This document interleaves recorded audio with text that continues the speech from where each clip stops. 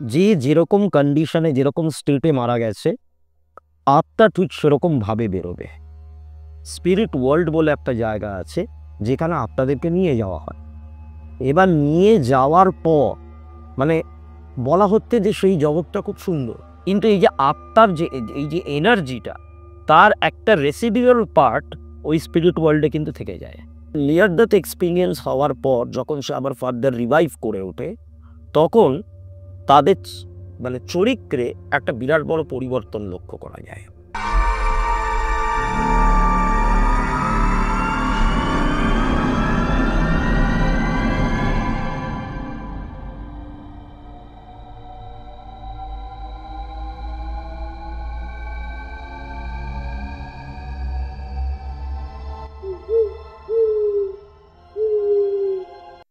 নমস্কার, অলৌকিকের আরেকটি এপিসোডে আপনাদের সকলকে স্বাগত। আজকের এই পর্বটা ভীষণভাবে স্পেশাল হতে চলেছে। যাকে নিয়ে আমরা আজকে এপিসোডে বসেছি তিনি আর কেউ নন, দেবদীপ মিত্র স্যার। তো ওনার সঙ্গে পরিচয় করিয়ে দেবো। এবং আজকে আমাদের যেটা টপিক সেটা অনেকেই আমাকে পার্সোনালি মেসেজ করেছেন যে ম্যাডাম একটু মৃত্যুর পরে ঠিক কি হয়, কি স্টেটে থাকে সোলটা, সেটা নিয়ে একটা আলোচনা করতে। তো আজকে আমরা সেই আলোচনা নিয়েই আসছি, সঙ্গে থাকো। নমস্কার স্যার। নমস্কার। তো আজকে আপনাদের যেরকম বললাম যে মৃত্যুর পরে ঠিক কি হয়, তো স্যার ঠিক মৃত্যুর পর এক্স্যাক্টলি কি হয়? আচ্ছা, মৃত্যুর পরে যেটা হয় সেটা হচ্ছে আমাদেরকে প্রথমে বুঝতে হবে যে মৃত্যুটা কি। যেটাকে সায়েন্স মানে ডেথ বলে বোঝাচ্ছে সেটা হচ্ছে আমাদের ক্লিনিক্যাল ডেথ, অর্থাৎ আমাদের দেহের যে বিভিন্ন রকমের অর্গ্যানসগুলো আছে সেগুলো ধীরে ধীরে কাজ করা বন্ধ করে দিচ্ছে।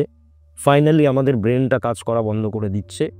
তারপরে বিজ্ঞান দেখছে যে আমাদের দেহের মধ্যে কি কি পরিবর্তনগুলো আসছে, এরিগার নোটিস শো করছে কিনা, নিয়ে তারপর ডাক্তার একটা সার্টিফিকেটে মানে ডেথ সার্টিফিকেট একটা লিখে দিচ্ছে। কিন্তু মানে সায়েন্স বলছে যে এখানেই সব কিছু শেষ। মানে ক্লিনিক্যালি উনি ক্লিনিক্যাল ডেথ মানে ওনার জীবনটা শেষ, এটা বিজ্ঞান বলছে। কিন্তু এইটার পরে গিয়ে যে একটা বিরাট বড় জার্নি শুরু হয় সেটা কিন্তু প্র্যাকটিক্যালি বিজ্ঞানের ধরাছোঁয়ার বাইরে এখনো পর্যন্ত। কীরকম হয় ব্যাপারটা? প্রথমে মৃত্যুর পর যেটা হয় সেটা হচ্ছে আমাদের দেহ থেকে আত্মাটা বেরোয়, পরিষ্কার কথা। এবার এই যে আত্মা, এই আত্মা জিনিসটা কি সেটা আমাদেরকে আগে বুঝতে হবে। আত্মা মানে হচ্ছে আমাদের চেতনার পিণ্ড, আমাদের যে কনসাসনেস যেটা সেটাই হচ্ছে আত্মা।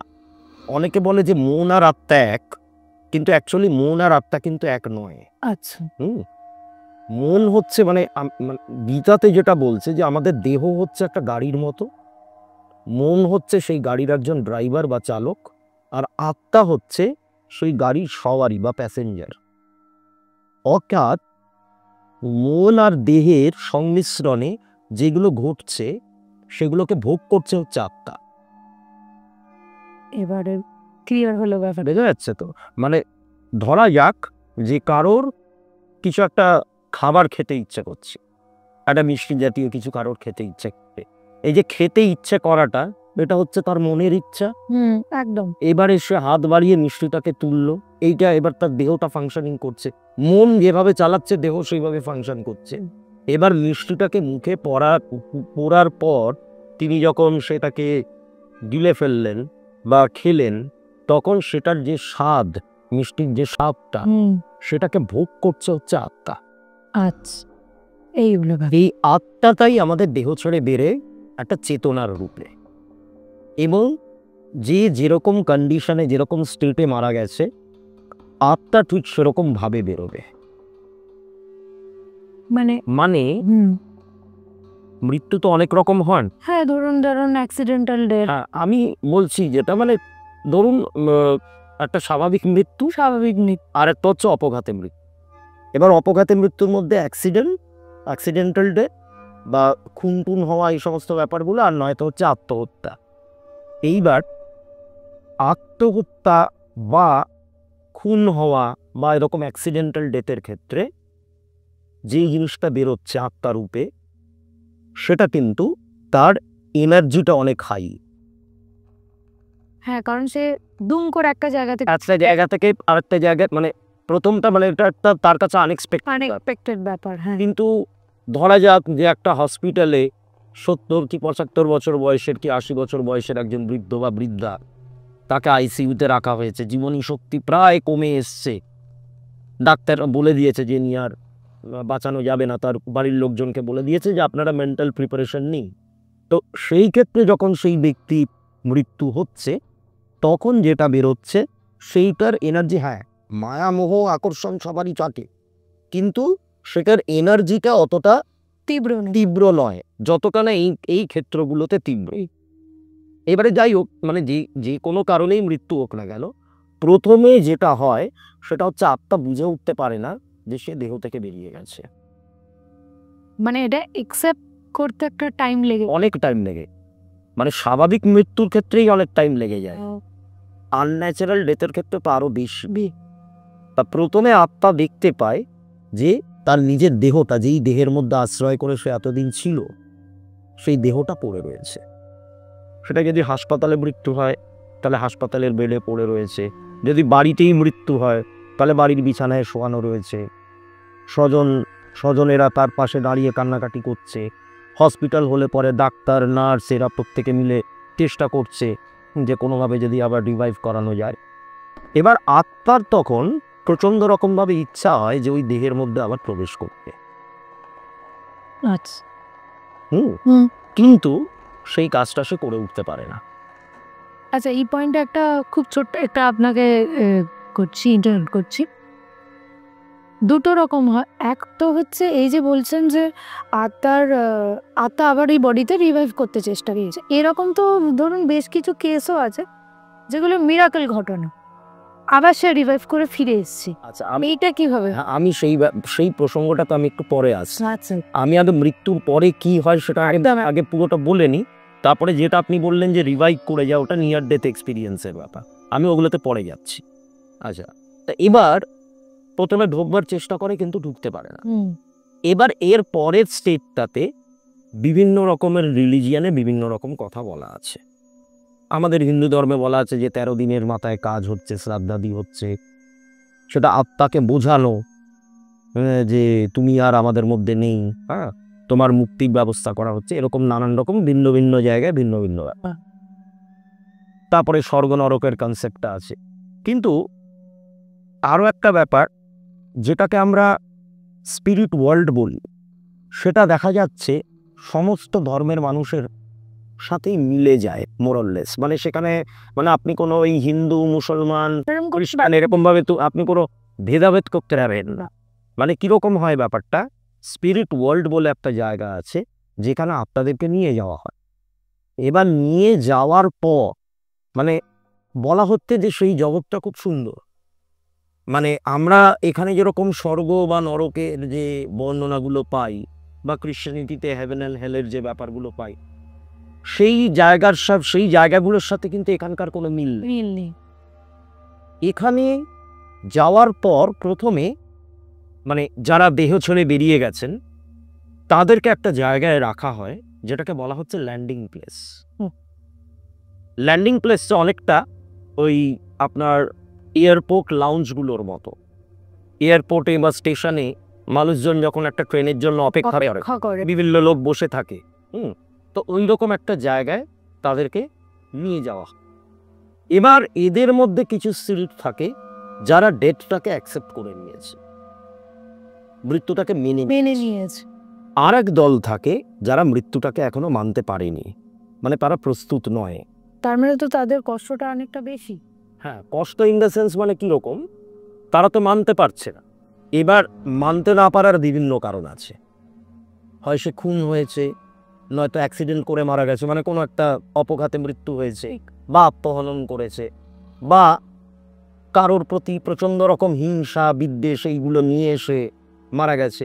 তা এরকম বিভিন্ন কারণে সে ডেথটাকে এখনো অ্যাকসেপ্ট করতে পারছে না। এবার যারা মৃত্যুটাকে অ্যাকসেপ্ট করতে পারে না তাদেরকে যেখানে নিয়ে যাওয়া হয় সেটাকে বলা হচ্ছে হিলিং প্লেস। ঠিক আছে, সেখানে তাদেরকে প্রথমে বোঝানো হয় বা বারবার করে, এই যে আমরা যেরকম কাউন্সেলিং করি না কোনো কোনো রকম মানসিক সমস্যা হলে, ওটাও ওরকমই একটা বর্ণনা দেওয়া হচ্ছে। যে এই হিলিং প্লেসে নিয়ে গিয়ে তাদেরকে প্রথমে এই ব্যাপারটার সাথে তাদের অ্যাকাস্টমড করানো হয় যে তোমাদের আর দেহ নেই, তোমরা অন্য একটা জগতে প্রবেশ করেছ, মৃত্যুর পরবর্তী যে জগৎ সেখানে তোমরা প্রবেশ করেছ। আর যারা মৃত্যুটাকে মেনে নিতে পারে তাদেরকে ওই ল্যান্ডিং প্লেস থেকে ডাইরেক্টলি নিয়ে চলে যাওয়া হয় একদম স্পিরিট ওয়ার্ল্ডে। এইবার স্পিরিট ওয়ার্ল্ডটা কীরকম, প্রথমে এই যে স্বর্গ নরকের কনসেপ্টটা, যেটা আমরা ওখানে যেরকম চিন্তা ভাবনা নিয়ে যাব, তা তো চিন্তা ভাবনাই তো, মানে চেতনা যেটা।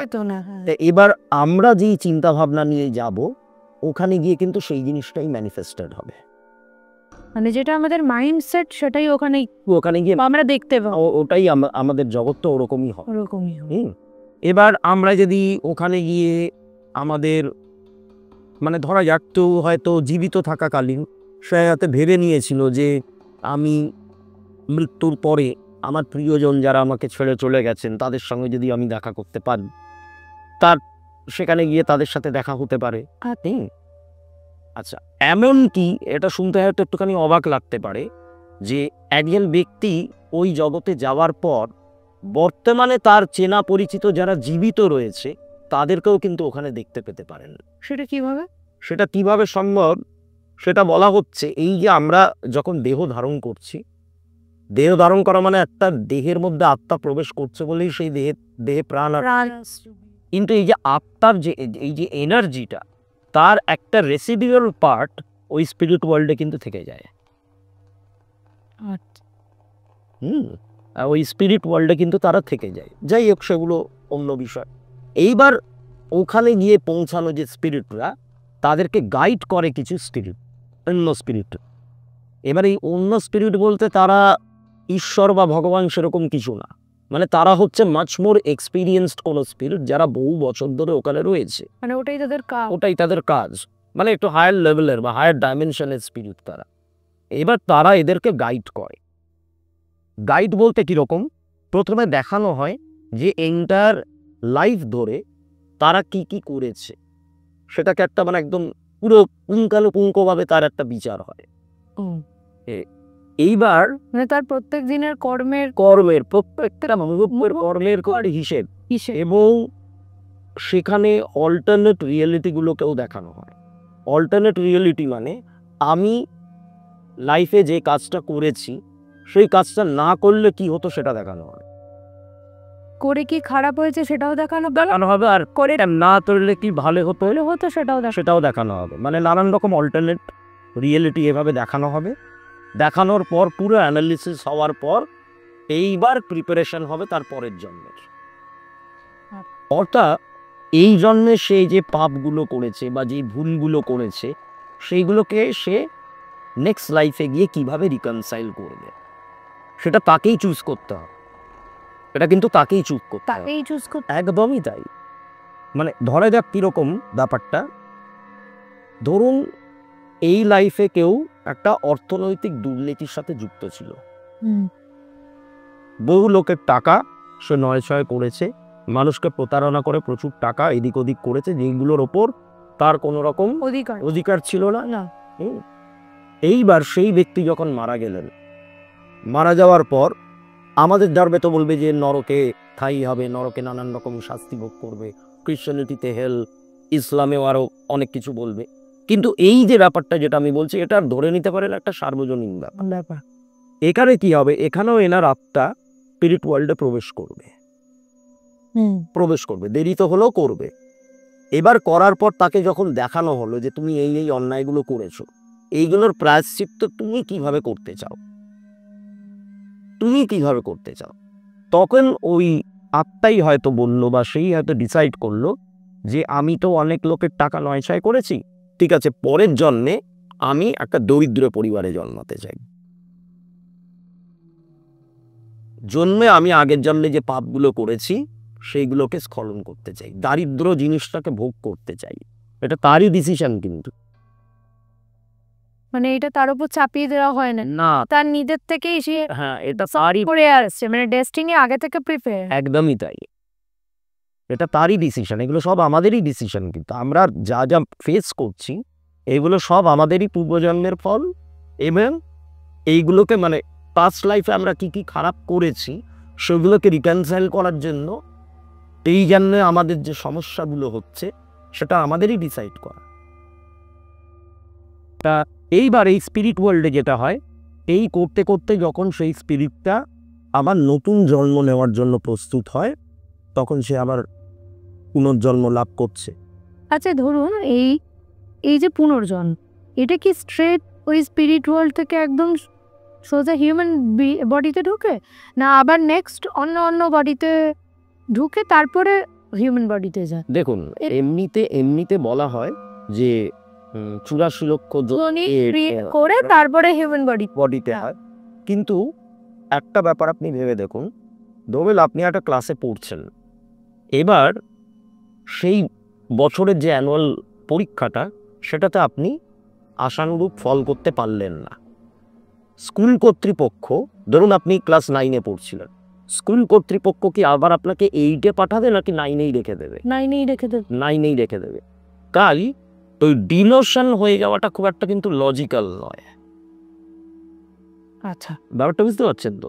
মানে মানুষরা মানুষ রূপেই আবার ফিরে আসে।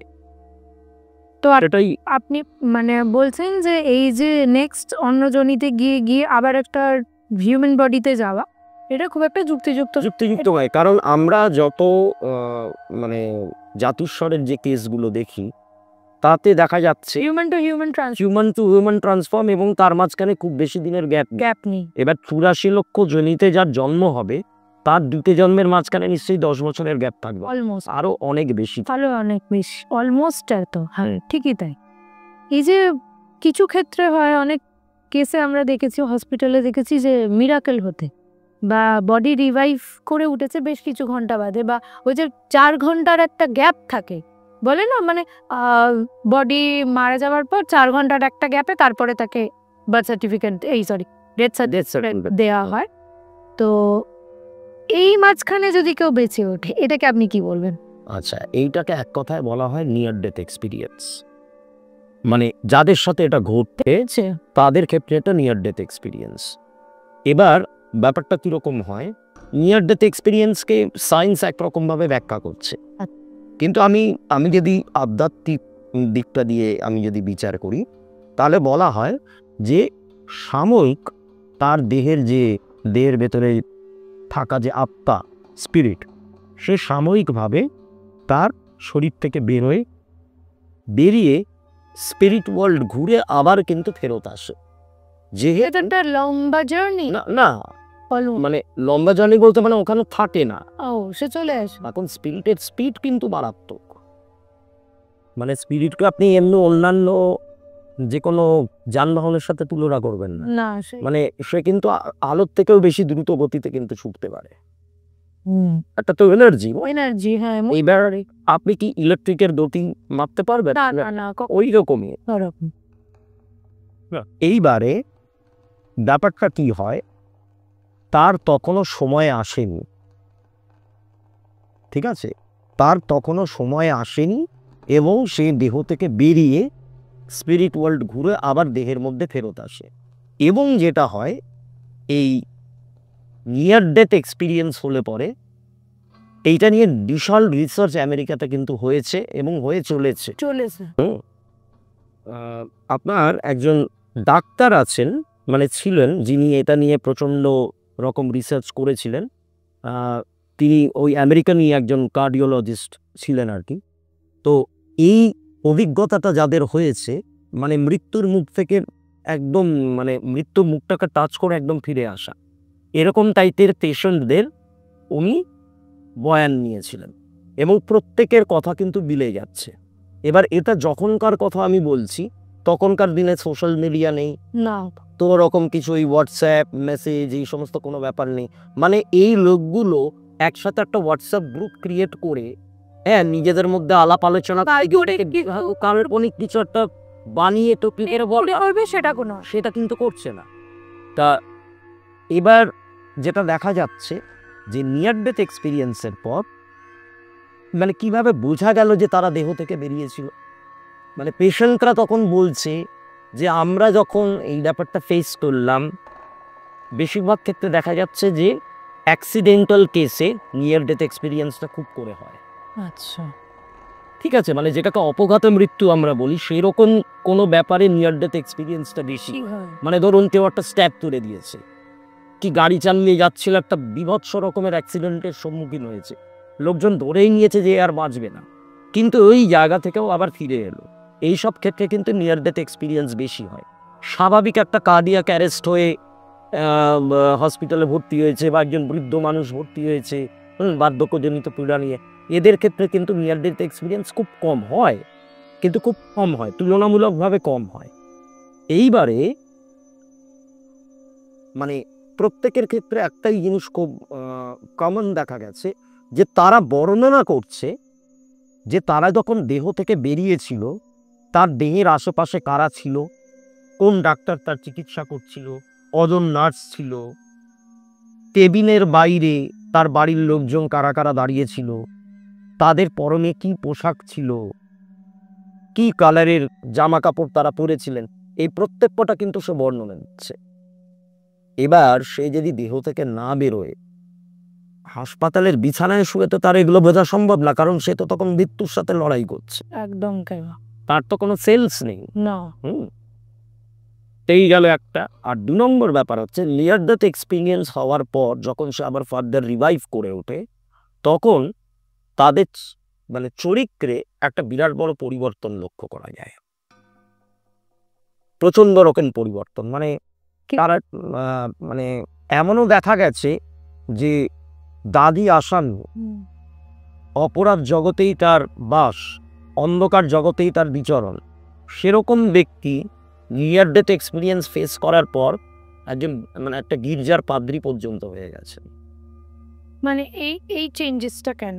এই চেঞ্জেসটা হচ্ছে এটা মানে আধ্যাত্মিক মানুষজনও এটার খুব একটা কারণ বার করতে পারেননি, তবে মনে করা হচ্ছে যে যেহেতু মৃত্যুটাকে অনেক কাছ থেকে দেখছে এবং স্পিরিট ওয়ার্ল্ডটাকে কাছ থেকে দেখছে তাই নিজের ভেতরে একটা বিবেক বোধ কাজ করে, বিবেক দংশন কাজ করে, সেইখান থেকেই চেঞ্জ। হ্যাঁ মানে স্পিরিট ওয়ার্ল্ডে তো অনেক ভয়ানক জিনিসও আমাদের নজরে পড়তে পারে, ঠিক তো, মানে কে কষ্টে আছে কে কি আছে এই ব্যাপারগুলো তো দেখতে পারে, তখন তাদের মনে হয় যে আমরা এতদিন ধরে এত পাপ করেছি তার মানে আমাদেরকেও এটা ভোগ করতে হবে, তাই এখনো সময় আছে আমরা নিজেদের। ওই যে আপনি প্রথমেই যে কথাটা বললেন যে যেটা যার মাইন্ডসেট সেখানে গিয়ে সেটাই ম্যানিফেস্টেশনের মাধ্যমে আসে। একদম।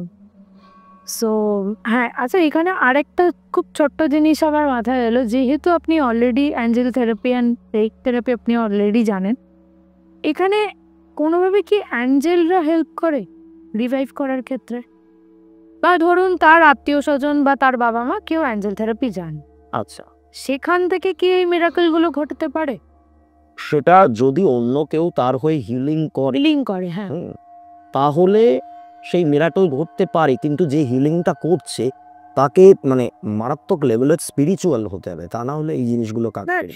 সেটা তো 100বার সেই লেভেলের স্পিরিচুয়াল বা সেই লেভেলের এনার্জিও ট্রান্সফার না করতে পারলে তো হবে না। এবং তার সাথে আরো একটা জিনিস যেটা বলতেই হবে এক্ষেত্রে, সেটা হচ্ছে সেই ব্যক্তির চার্ট, নেটাল চার্ট কি বলছে, তার কি আদৌ সেই সময় মৃত্যুটা লেখা ছিল? মানে সবটাই কি তার মানে বলছেন ডেস্টিনি তো বটেই, মানে যে দিন যে ডেট ভগবান লিখে পাঠান। এবং এই যে নিয়ার ডেথ এক্সপিরিয়েন্সের যে ব্যাপারটা, এটা পুরোটাই কিন্তু একটা বিরাট বড় লেসনের মতো, এটা সবাই পায় না, খুব সীমিত মানুষদের জন্য এটা। যেমন এই একটু আগে আমি এক্সাম্পলটা দিলাম যে দাদি আসামি ছিল, অপরাধী ছিল, সে গির্জার পাদ্রী হয়ে গেছে, তার মানে তার জন্য ওই শিক্ষাটা দরকার ছিল, সেই জন্য সেই চেঞ্জেস মানে সেই রকম লেভেলের অপরাধ করেছিল বা অপরাধ করতো, যার কারণে ঈশ্বর চেয়েছিলেন বা ইউনিভার্স চেয়েছিলেন তাকে শিক্ষাটা দেওয়া হোক। এটা প্রত্যেকের ক্ষেত্রে হয় না। তার জন্য বলছেন যে তার ওই হরোস্কোপ বা চার্ট ভীষণভাবে এটা তো আছি, ভীষণভাবে সেটা আছে। তো এই ক্ষেত্রে খানিকটা অ্যাস্ট্রোলজি কিভাবে দেয়? Near death experience is near death experience or এই এই এই এই যে সাবজেক্টটা যে আফটার ডেথ, এইটা অ্যাস্ট্রোলজি কিভাবে দেখে? দেখুন এখানে একটা বিরাট বড় কনসেপ্ট আছে। অ্যাস্ট্রোলজিতে মৃত্যু জিনিসটার সাথে কেতু গ্রহের একটা প্রভাব আছে, আচ্ছা, যেমন ধরুন মৃত্যুর কানেকশন। মানে এটা আই থিঙ্ক অ্যাস্ট্রোলজিতে ভীষণ বিয়ন্ড একটা যে কারোর মৃত্যুর ডেট বা তিনি কখন মারা যাবেন এটা ওনাদের বলার নিষেধ। এটা বলা হ্যাঁ একদম বলা যায় না। কিন্তু এটা কি আদৌ মানে এটা তো বলে যে ভগবান জন্ম মৃত্যু বিয়ে তিন বিধাতা এবং তারাই সেটা ঠিক করে, এটা কি আদৌ বলা যায়? দেখুন বলা যায় বলতে একদম এক্স্যাক্ট ডেট টাইম বলা যায় না, আচ্ছা আচ্ছা, কিন্তু একটা আন্দাজ করা যায় যে কত বছর বয়সের থেকে কত বছরের মধ্যে ওনার এটা রয়েছে, এই ব্যাপারটা রয়েছে, এটা বোঝা যায়।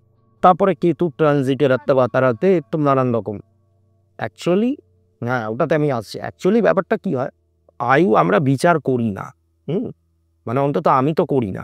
আমার কাছে কেউ যদি মানে 10 জন ক্লায়েন্ট এলে তার মধ্যে 2 জন 3 জনের কিন্তু এই একটা মানে খুব বেয়ালা একটা প্রশ্ন থাকে যে আমি কবে মারা যাব একটু বলুন। তো এটা আমার গুরুরও বারণ আছে, আমি যেখান থেকে শিখেছি, এবং আমি নিজেও এটা বলি না। শুধুমাত্র আয়ুটা দেখা হয় কখন, যখন আমরা জোটক বিচার করি, আচ্ছা মানে একটা পাত্র পাত্রীর বিয়ে ঠিক বিয়ে হচ্ছে, ঠিক হচ্ছে। তা সেই ক্ষেত্রে সব কিছু মিলে যাওয়ার পর ফাইনালি গিয়ে আমরা আয়ুটা চেক করি। এবার আয়ুতে যদি কোনো গন্ডগোল দেখা যায় কারোর দিক থেকে, আমাদের দরকার মানে আমাদের যতটুকু কর্তব্য বারণ করার আমরা করি, কিন্তু সেটা যে আয়ুর কারণে বারণটা করা হচ্ছে সেটা বলা যাবে না।